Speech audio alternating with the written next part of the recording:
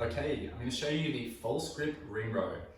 Now the false grip ring row is just a great introduction to this action of having the wrist on top of the rings, despite the fact that we're going to be doing a pulling exercise beneath the rings. Why would we want to do this? That's the first question. So having your wrist on top means that when you want to transition from beneath to above the rings, like in a muscle up, it's a lot easier. So if I do this, my wrist remains in contact with the rings the entire time. Whereas if I didn't use a false grip, and I try to get up and over the rings, it's very, very difficult for two reasons. The first is my wrist is now this far away from the rings, so there's an increased demand through the leverages of my arm. Second reason is that I've got to go from below to above somehow, and there's no easy time to do that throughout the muscle up. So by just starting on top, not only do we open up the door to muscle up exercises later on, we also strengthen the forearms tremendously through the inner elbow. If you build that to the right degree, at the right dosage, it can be really preventative for things like golfer's elbow. So to do this on a row, we're going to start by just placing the hand through the ring, but stopping at the thumb. So the outside of my wrist and the inside of my thumb are both in connection. It doesn't go straight through, it's at a slight angle.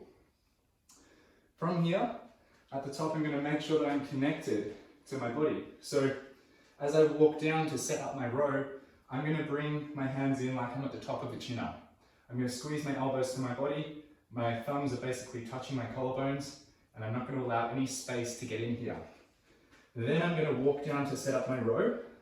And of course, the further I walk under, or the lower the rings go, the harder, and the more upright like this, the easier. So I'm going to set that up.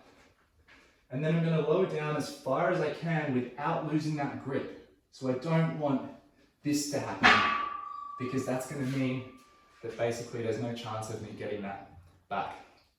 So we hold on, we go as low as possible. It could be to here initially, and you'll do your repetitions like this. And then eventually it could be to here, and then eventually all the way straight. And then what we're going to end up doing is building the capacity to lower down all the way and then turn out at the bottom, like this, okay?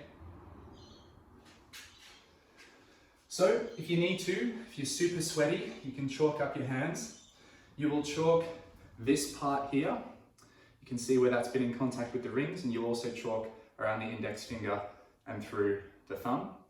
Be wary if you're using chalk that your skin might be soft here. If you've never done this before, the chalk will grip your skin and sometimes your skin can rip. So that's the trade-off of having better grip. You might need to approach this gradually over time. But yeah, we'll build this up first and then you'll be doing your muscle ups next.